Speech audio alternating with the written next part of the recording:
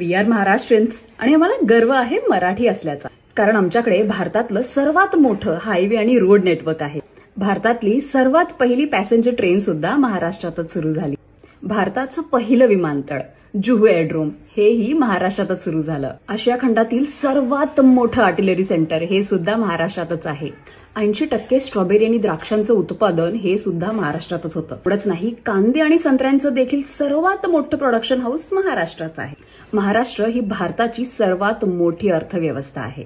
देशाच्या एकूण जीडीपी मध्ये महाराष्ट्राचा 15% आणि एक्सपोर्ट्समध्ये 20% वाटा आहे. महाराष्ट्रात 300हून अधिक किल्ले आणि 800 पेक्षा जास्त लेण्या आहेत.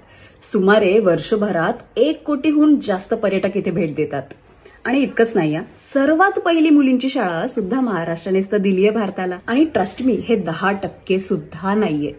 कसा गर्व नाही वाटणार मला मी मराठी असल्याचा, माझ्या महाराष्ट्राचा.